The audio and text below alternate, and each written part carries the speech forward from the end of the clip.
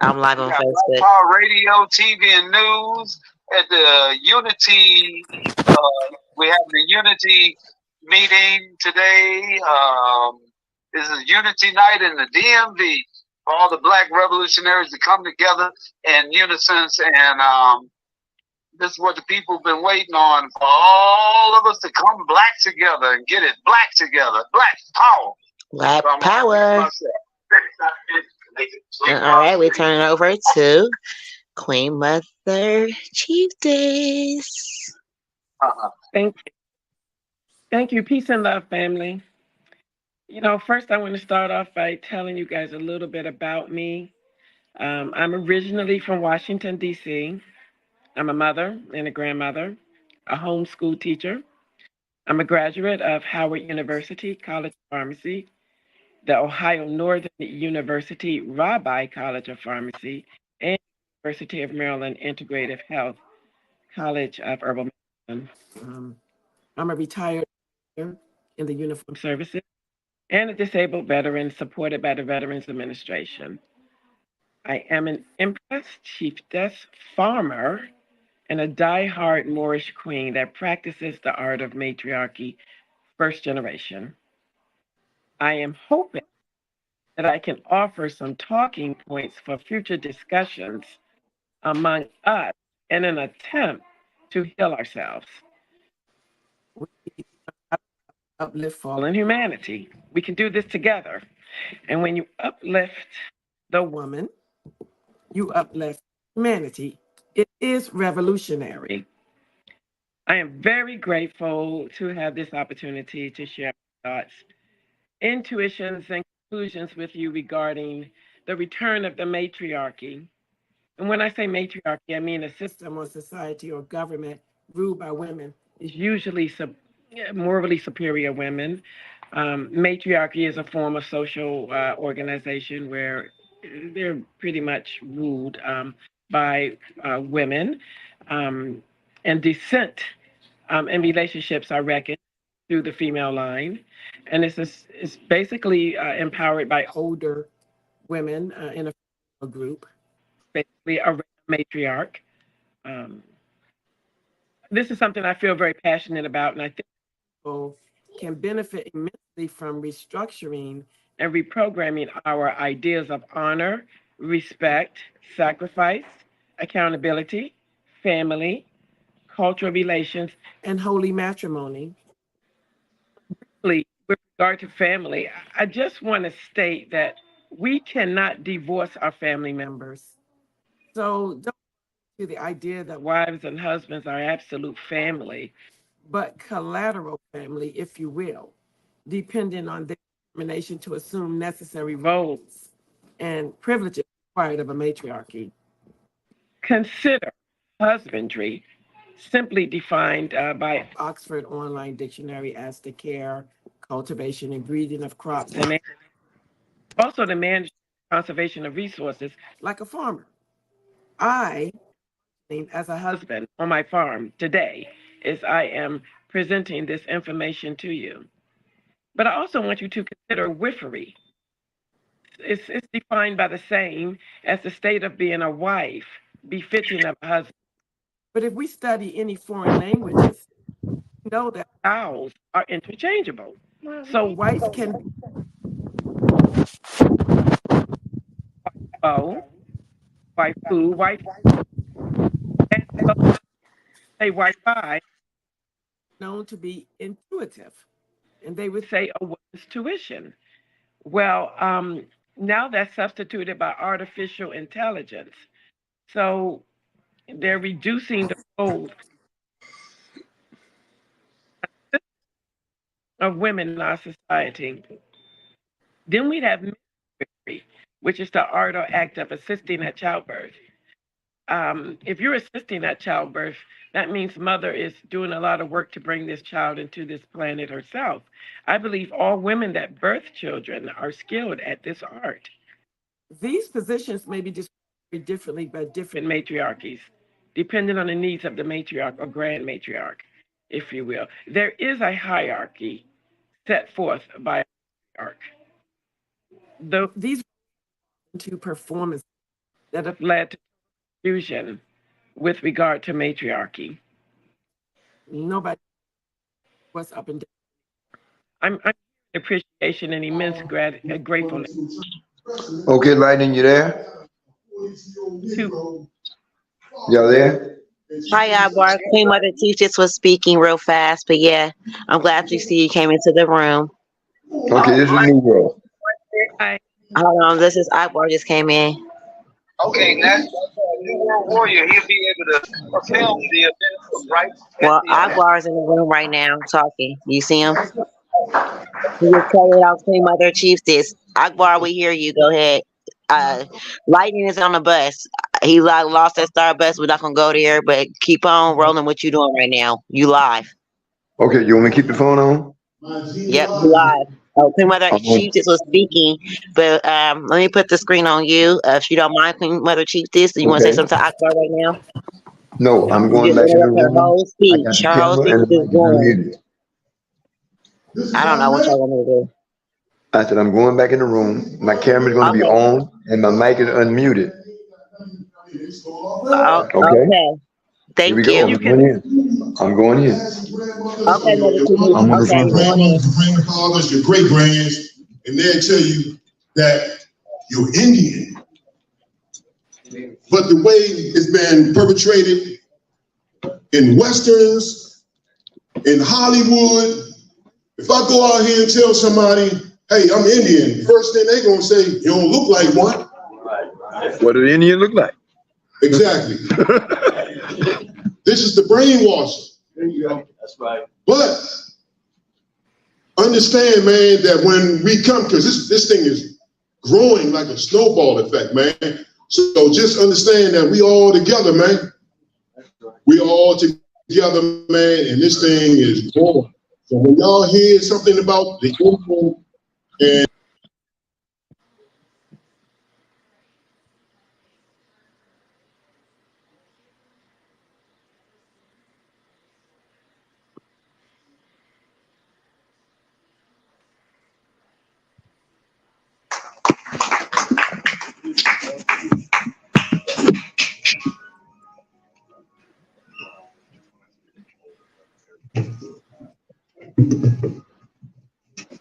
Another round of applause for Mr. Blackfoot Ali.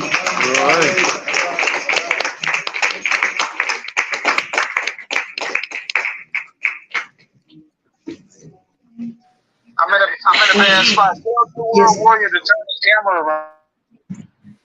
Already, we're almost at the end of this segment, but before I introduce the last speaker, Minister Uhuru informed me to recognize Mr. Peter Jones from Facts Incorporated, to give him a round of applause. Thank you for coming.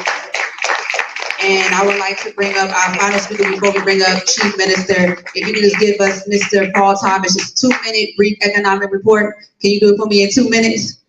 3 minutes? Because that's all I have left for you. Okay. And we're gonna open the floor up. We're gonna have a whole hour for everybody to speak. I'm just trying to make sure we keep this thing moving. We have Mr. Paul Thomas with a brief economic report. Thank you.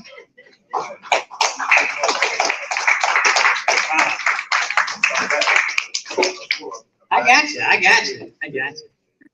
I probably need at least 3 days to fill you all in. So we're gonna put them 3 days into 3 minutes. You're a bad black man. Firstly, I'd like to say from all the energy that is flowing through this room,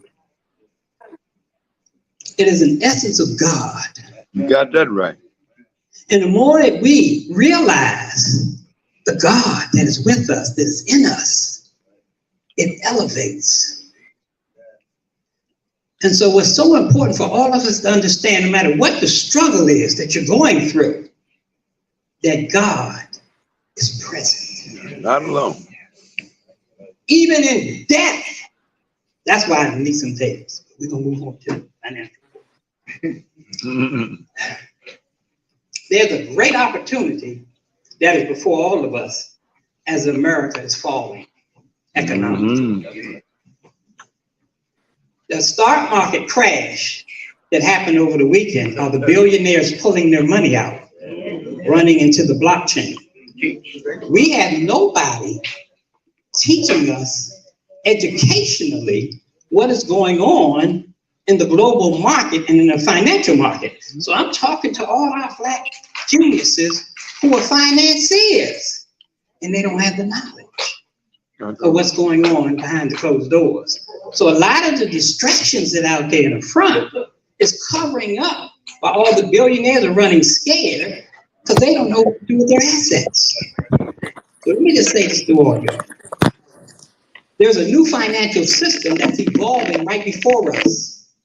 We have the opportunity, listen to these words, the greatest opportunity of our lives is before us because this whole economic system is changing right before our eyes. The media and all the forces that be are going to blow a whole bunch of smoke to make you think that it's something other than what's really going on. But there's a whole new financial world evolving. The digital world is creating that. And so what's important for us to understand is you do not want to be left behind in the old system.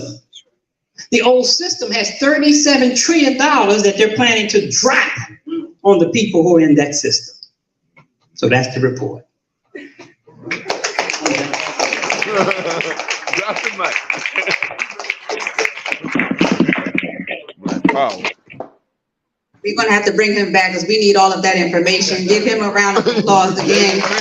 Mr. Peter Jones with the Mr. Paul Thomas with the economic report. Now we are moving into our thematic focus of tonight, which will be unity. We will have brief presentations from Chief Minister Najee Muhammad, representing the Afro-Descendant Nation, and conductor Attorney Malik Zulu Shabazz, representing the Afro-Descendant Nation, Black Lawyers for Justice, the Blackness Movement, and Nelson Place Block. So please give us a round of applause for Chief Minister Najee Muhammad.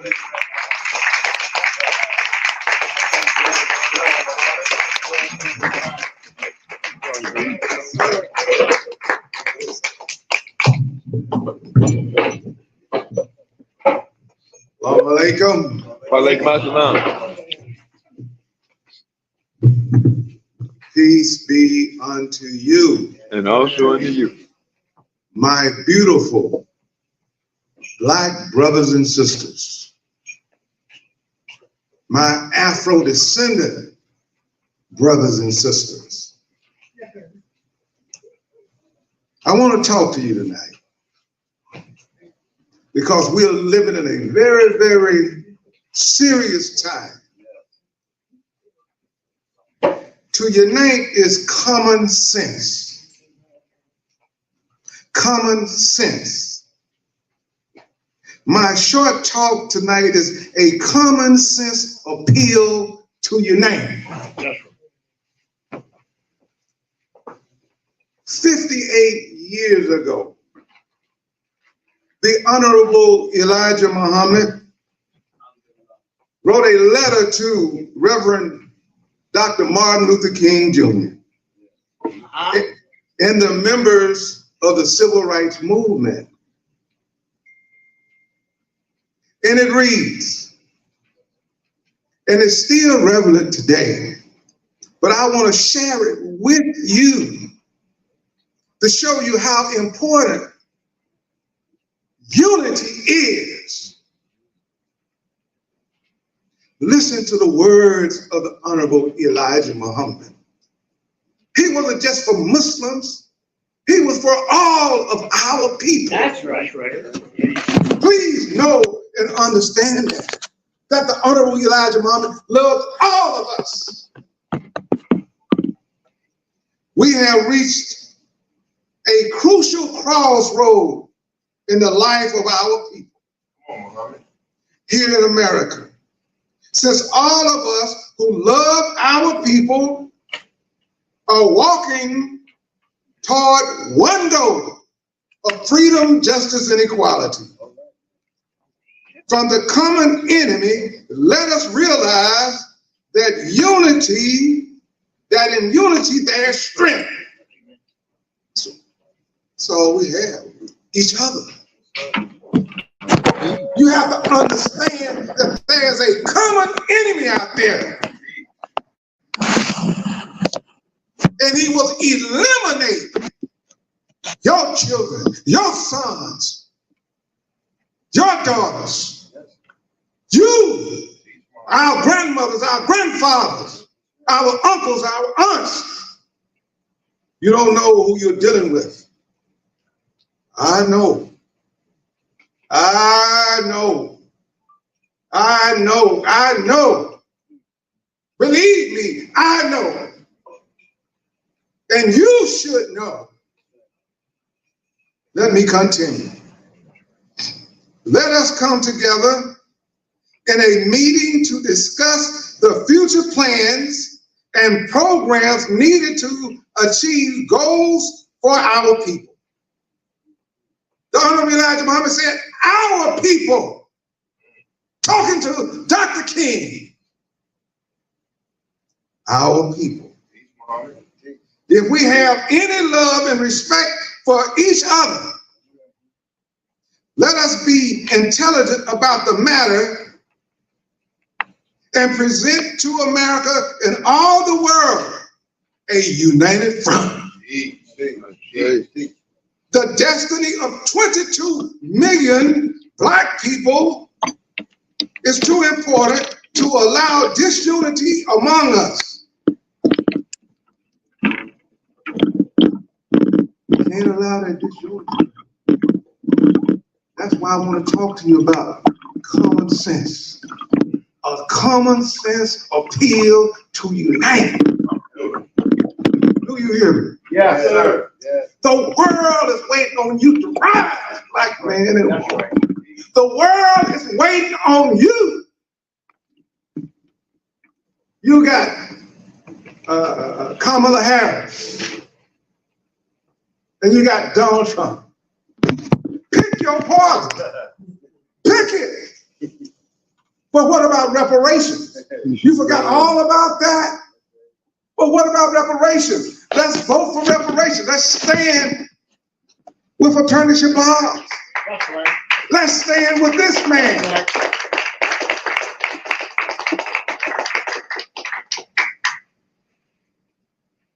The destiny of 49.2 million Black people is too important to allow this unity among us to prevent our achieving a united front. That's right.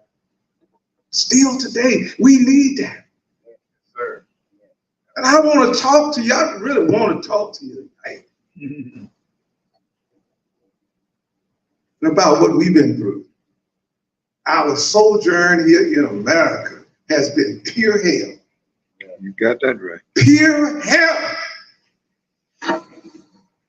Listen to this. Our ancestors shared a common experience, suffering the worst crimes in human history.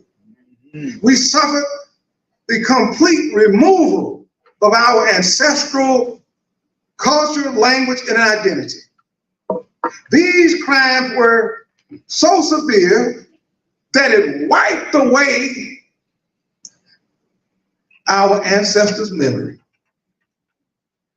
And every child born in each generation was blind, deaf, and dumb to the knowledge of self. That's pain, brother. That's pain. That's pain. America denied and deprived us of our inherent human rights. We are mimicking the human rights of white people today. Our unity is common sense. Are we in agreement? Yes, sir. Don't we need unity? Yes. Desperately. Marvin Gaye, he said, what's up, brother? What's going on, What's brother? going on? That's right. Didn't he say that? What's going on? What's going on, brother? Today they say, well, what's up, dog? What? When a brother referred to me as dog, I cringed. I cringed inside. That's right. I'm not going to be very long, but I just want to share some information with you. Wake us up, Muhammad. That's right.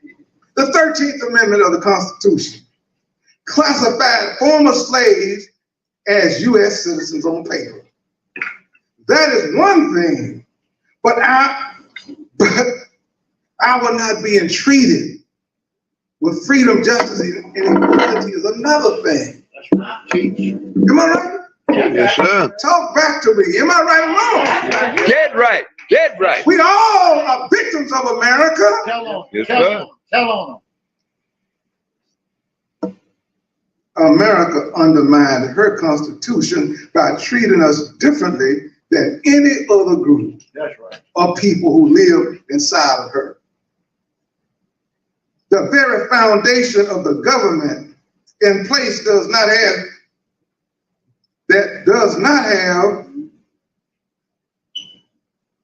any respect for me and you as a people.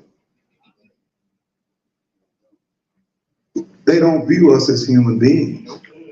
In 2024, that's why they are doing what they are doing to us, because they don't respect us as human beings. Here you go. You don't believe me. Know it for a fact.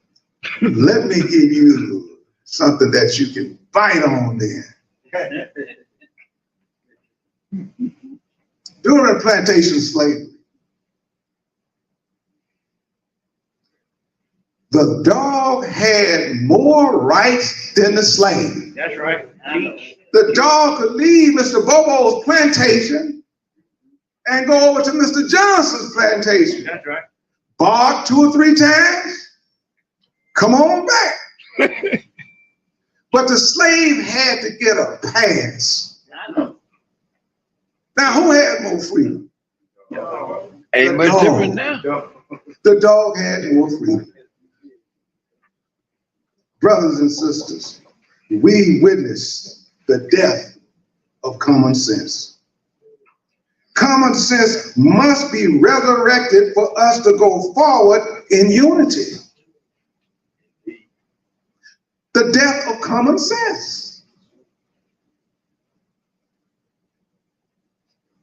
If we don't stand up today and demand reparations, you and me would be betraying our ancestors. Yes, sir. I want you to think about that. I want you to think about your grandmother, great-grandmother, great-grandfather. They brought us to this point, right? That's right. They wanted us to have freedom, right? Mm-hmm. If we're trying to score a touchdown and we're on 4th and 1, we can't fumble the ball. We just can't do it. Each of you are unique and special in your own way. That's right. You're beautiful people. No one have history like us. That's it, right.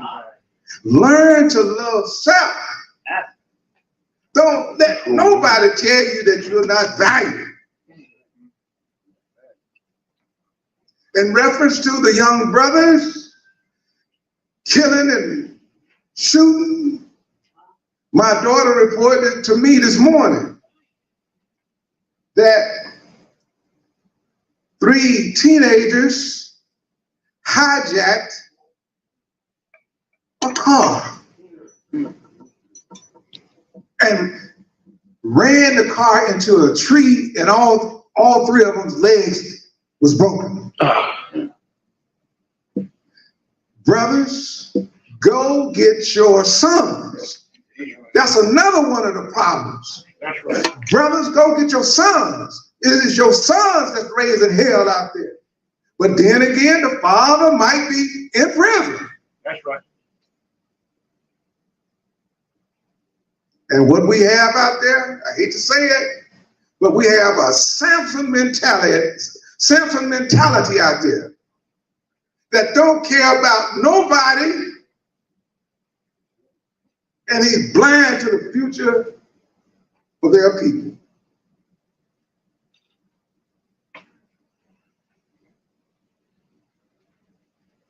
I have a few more words, and I'm going to bring up the Attorney Shabazz. Take your time. Turn it up. You all right? Okay.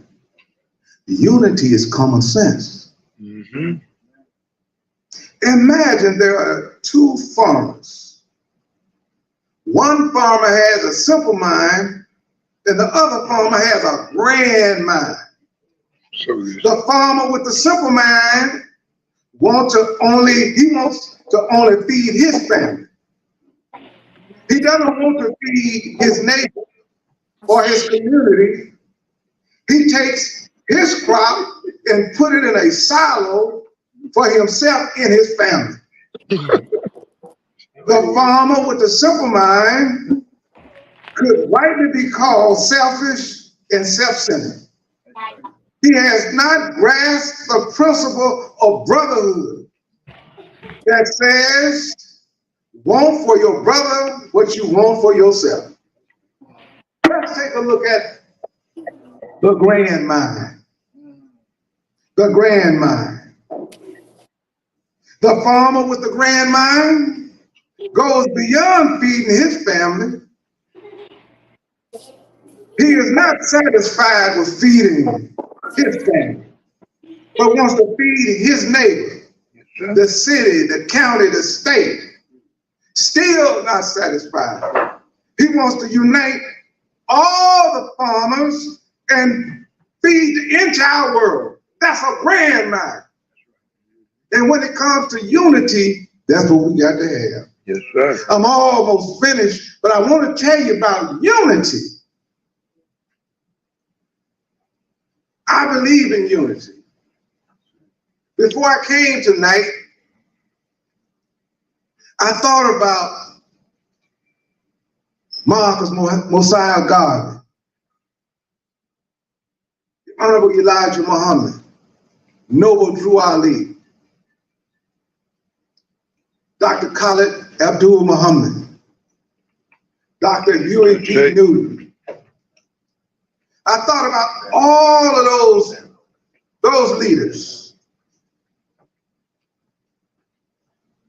And one of the references were, there is nothing that my people, so-called Negro, need more badly than unity.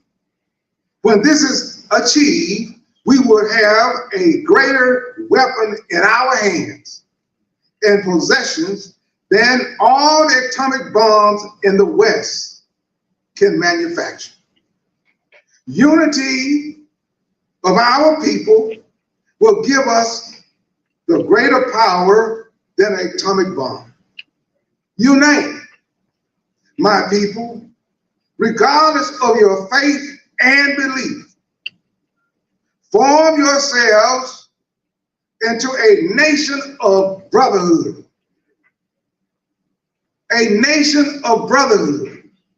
Before you leave here tonight, you must, or you should, or I should suggest that you exchange numbers with someone here tonight.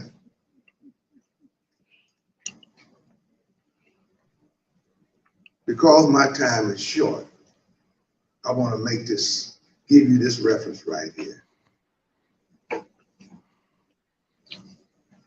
The power and force of collective unity. If a small, well-twisted cord is hard to break, then how much harder is it to break 100 such well-twisted cords, well-twisted into one? We are well educated into the knowledge of what the slave masters dislike of us.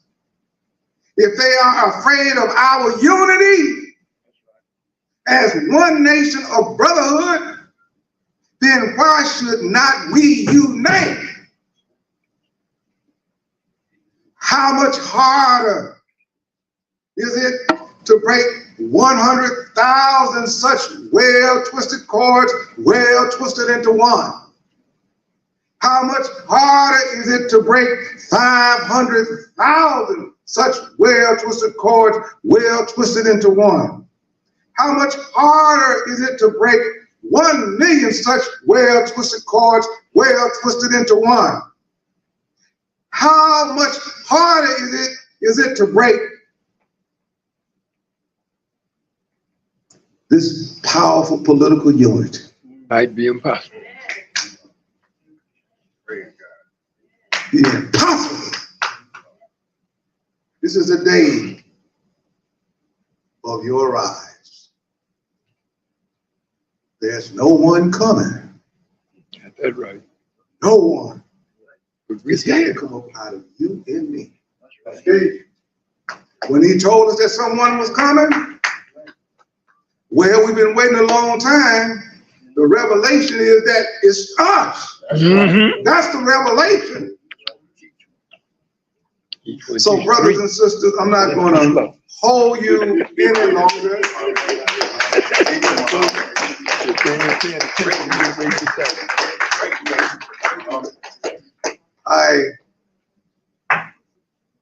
I really truly love black people. You too? I really do. Even when they are crazy. That's what they need to the They're most. crazy. But I love black people. Because I know they are deaf, dumb, and blind. And it's our duty and our responsibility to wake him up. That's right. We want to resurrect common sense. Because common sense has been dead. Let's resurrect common sense. Yes, sir. I say, oh!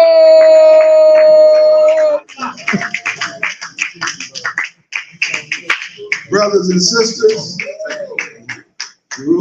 come on. How you want to make the black nation rise? Agitate, organize. How you want to make the black nation rise? Agitate, organize. How you want to make the black nation rise? Agitate, educate, organize. All right, let's give it up for Minister Nasheed. I say. The Lost Foundation, Afro-Descendants. Y'all enjoying yourselves? Yes, sir. All right, we're getting ready to hear from our keynote speaker. I'm just so happy and elated to be introducing this strong black man. Yes, sir. Some people may know him as a Howard University graduate. Others may know him as a law student. But I know him as a student freedom fighter for black people all over the world. I say. So put on your seatbelts because he's a student of this bold black man that used to say, we were robbed of our name, our language, our history, our culture, our God, and many of us, by the way we act, we even lost our mind. Let's give it up for my big brother, attorney, Dr. Malik Zulu Sabar. All right, please. Let's give everyone that spoke a round of applause. All right. Give it to everybody. Yes, sir. Give Imam Ali a strong round of applause. Give it to him. Give Brother Cinco Pay a strong round of applause. Let's give Brother Blackfoot Ali a strong round of applause. Let's give Imam Akbar a strong round of applause. Yes, sir. Sister Queen Salia, a strong round of applause. Uhuru, I call him Harold X. A strong round of applause. And everyone that has spoken from this rostrum tonight, give it to them.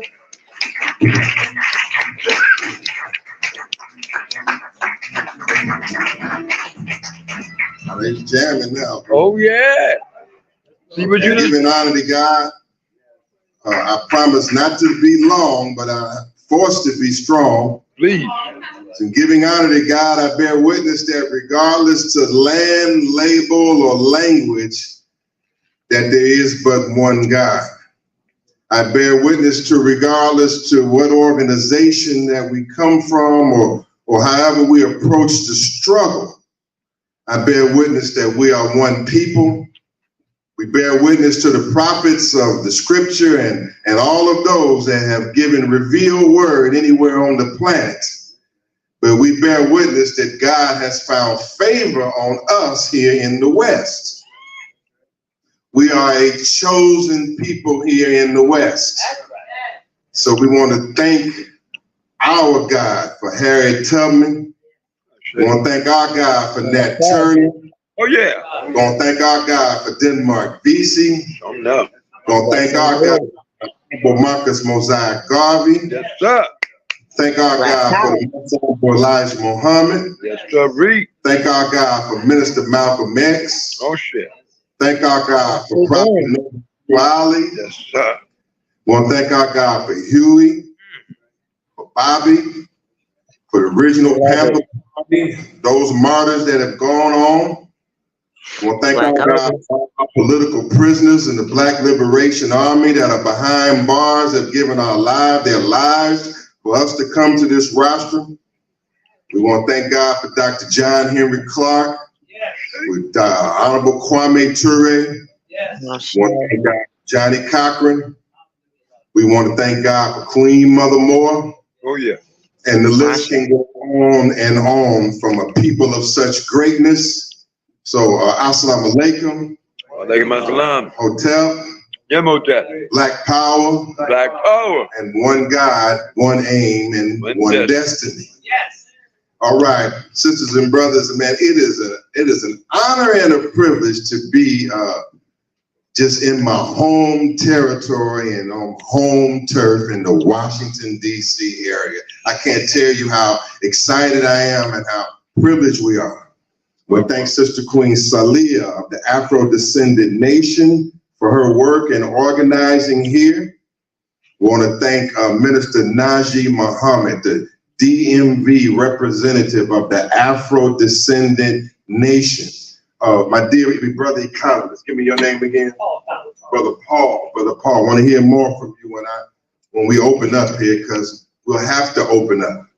There's so many brilliant minds and strong sisters and brothers that are here tonight, that the mere fact that we're meeting like this on Unity Night, and that we're having this in and of itself, Minister Muhammad, this is hope. That's right. For our people. This is in and of itself, us gathering here today, a remarkable set of circumstances in and of itself. And it is much needed in this time. When I see the leading Garveyite in this area and the man that has held the torch for the Honorable Marcus Mosiah Garvey, my big brother, Singo Abaye, who been around and since I was a college sophomore, way back in 1988 or something, when he's here. And then when I hear Imam Ali speak from this rostrum with such passion and dedication to the streets, and then my brother who's not only be fighting police brutality, but he stands up on behalf of the indigenous nation, Blackfoot Ali, when he's here. Then we have the representatives of the Honorable Silas Muhammad, who I must thank here because like a uncle or a spiritual mentor, he has asked me to help the Afro-Descendant Nation in its fight for reparations and self-determination, and he's part of the reason why I'm here today, and why that I'm honored to have support of the Lost Found Nation of Islam. We'll dig a little bit further than that. We're talking about unity here. I won't be long, but it's going on right now. Brother Daniel, honored to see you. Brother Imani, honored to see you. Sister Queen Sharon and Karen, it's honored to see you. Mother Wilma's honored to see you. It's an honor to be home. I've been blessed to be all over the 196,940,000 square miles of the planet. I've been in every state and city of America organizing, and I've been working for decades now. And that's kind of how it is when you meet a man like my mentor, Dr. Khalid Abdul Muhammad. When you meet him, he's gonna put you to work. You better. Okay, and so being blessed to be all over the planet. We just now coming back from Rankin County, Mississippi, where I'm still in an all-out throwdown, all-out legal battle with the forces of racism and police brutality in Rankin County, Mississippi. And the struggle continues against deep-rooted white racism in Mississippi. We've had some success though. For the first time in Mississippi history, a white police officers and white police officers, plural, were given any jail time and prison sentences for abusing black people. Black power. Can you believe that? No. That as wicked as Mississippi is, as drenched in the blood of black people as Mississippi is, never in the state's history has a white police officer ever served a day in jail for harming a black person. Okay, but that recently came to an end. Recently came to an end when any kind of case for me to be on, give me this kind of case. So I represent the brothers Michael Jenkins and Eddie Parker, who were kidnapped and tortured in that house in Rankin County by the Goon Squad. But what happened with the Goon Squad was they ran into the wrong group of brothers, and they ran into the wrong attorneys. And that's what I'm coming to you today in this short talk to you is to don't get so caught up or stressed out about the Democratic Party or caught up or stressed out about the Republican Party. I want us to recognize the inherent value of what God has given us: self-determination and black nationalism, Black power. Pan-Africanism, and black power. And I'm here to tell you that whatever's going on in this world today, that we are the hope and the light of the black community, and it is no time to turn away right now. It's time to close ranks and unite our forces together, because our people are going to need us now more than ever.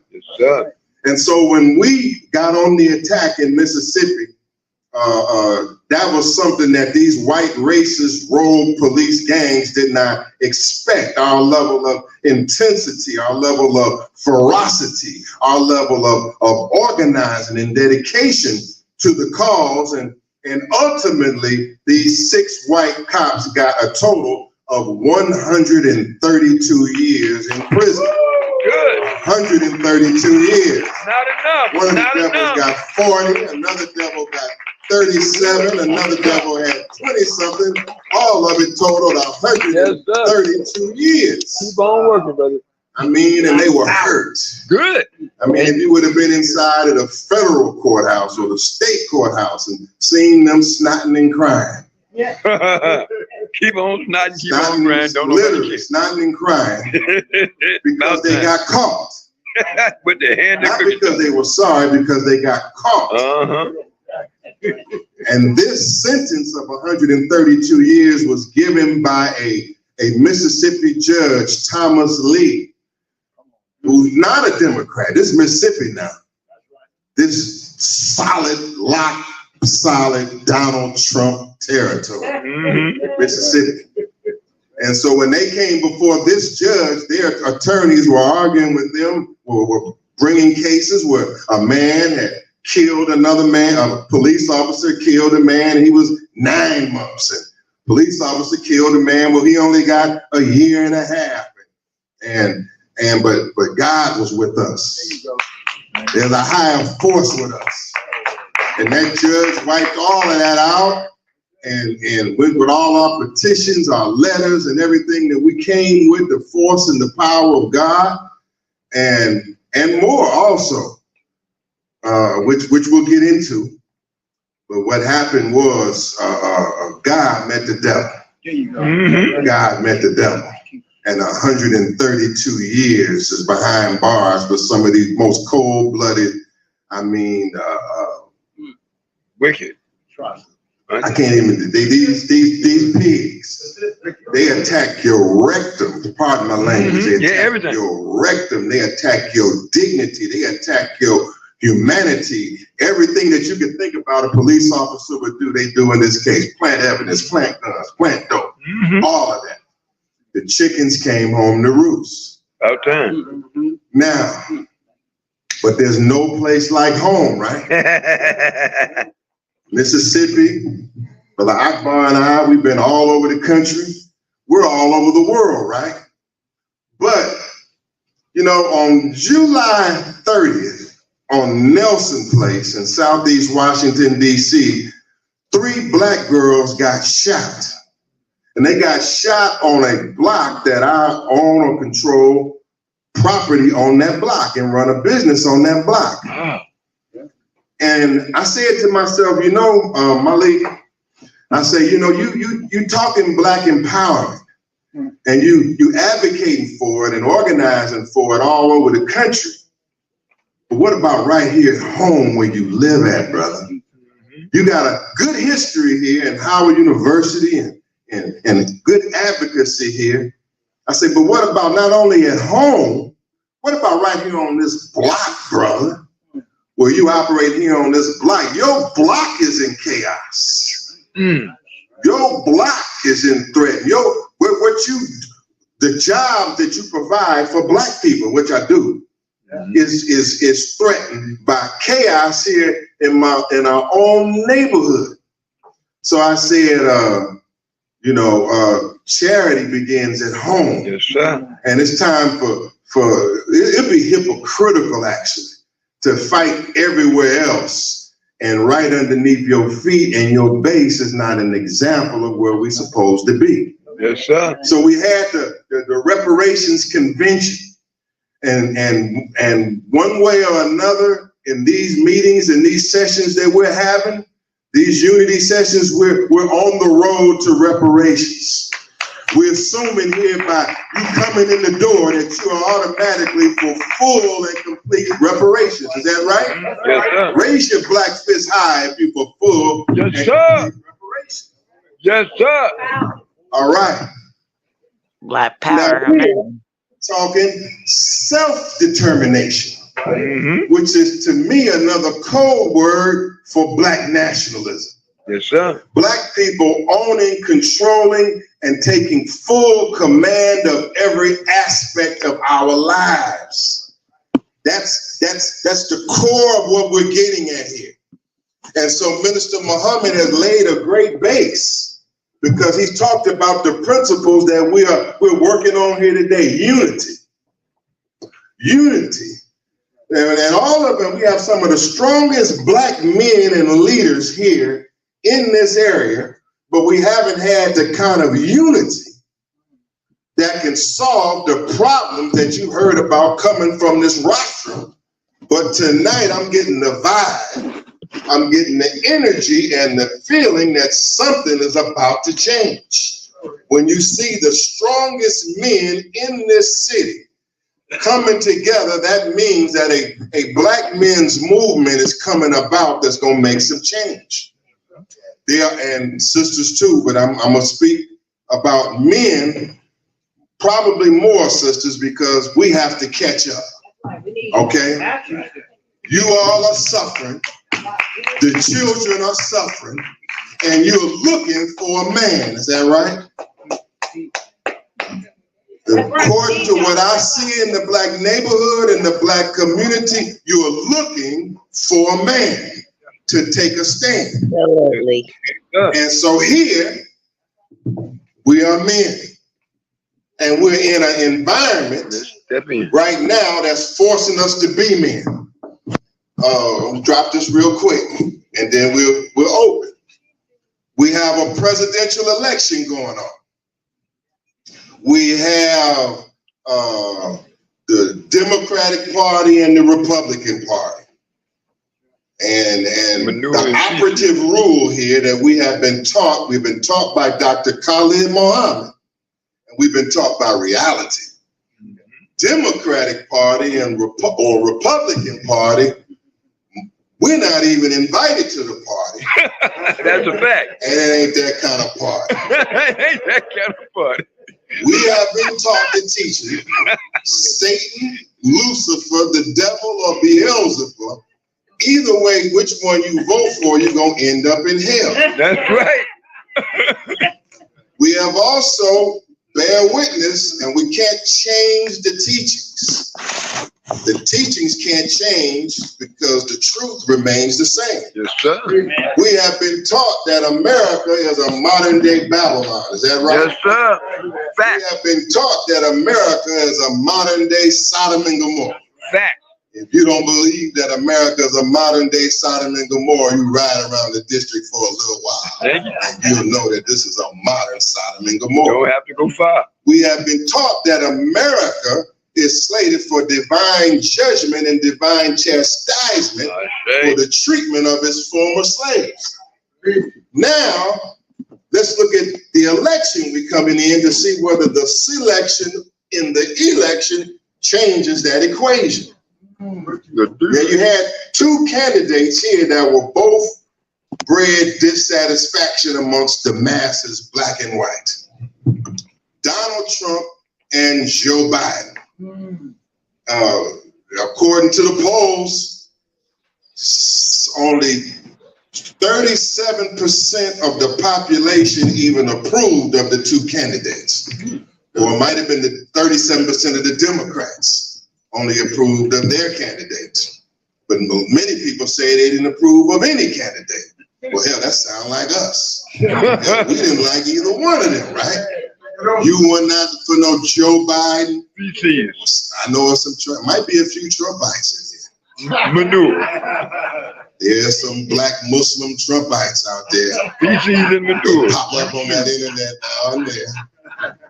There's some black nationalist Trumpites out there. You gotta be kidding. There's some red, black, and green kufi wearing hotep top Donald Trump MAGA backers out there on that Instagram and on that Facebook. And every time you say something against Trump, they pop right on up. Is that right?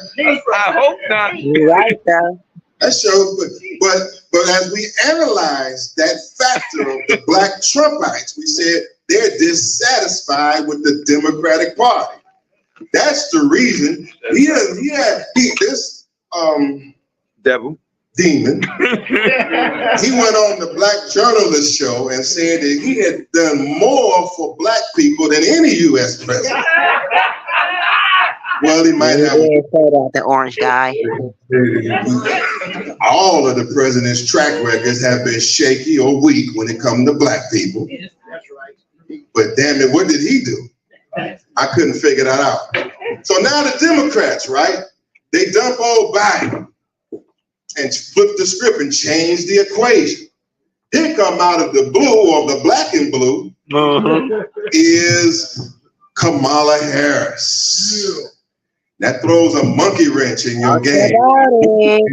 Analysis, is that right? Don't know. I'm coming down the lane to self-determination, but you got to understand where we at. Where our people's minds are going to be focused for the next several months and where their mentality is, and to see if us as liberators, which path are we going to take? Neither. Because the horse is going to throw the rider, right? Democratic horse or Republican horse, at some point, they're going to throw you black people off. Once the dancing and the boogaloo and the what's the big rapper name? What's the sis name? No, the other one. Come on, I know it. Megan. Once Megan Thee Stallion get through shaking and they get through twerking and boogieing and all that, the horse gonna throw the ride. That's right. Back to square one. Is we as liberators, are we gonna be here in place for backup? Okay, now let's go this, because let's talk about this election for a second. because we're striving for unity, right? That's what they said. And if a black woman, or who is called a black woman, East Indian. because I know it's a certain percentage of people out there that she ain't no black woman. She ain't. No black woman. She'll tell you. Well, we'll get into that. She ain't no. They say she ain't no black woman, but for the sake of this argument, we will have to say that she is a black woman because them black women is out there identifying with her and supporting her. True that. Even though you super conscious black woman, African woman here may not identify with her, the masses of your sisters are not only identified with her, they have gone buck wild with excitement. Is that right? Support. Yes, sir. I mean, these are just facts on the table. Don't get me wrong. Don't try to cut what I'm saying. This ain't no endorsement. My candidate was and is Dr. Cornel West. That's my candidate. Dr. West has stood with the Afro-descendant nation. He's stood with Black Warriors for Justice in Mississippi. He stood against the genocide in Gaza. He stands for what right. And so I'm with Dr. West, right? But we still got to analyze this election because, brother Minister Najee, the whole black nation consists of all 40 to 50 million of us. That's the whole black nation. That's what Marcus Garvey is fighting for, all of us. The Honorable Elijah Muhammad fighting for, all of us. Khalid Muhammad, all of our leaders fought for all of us, right? Well, guess what?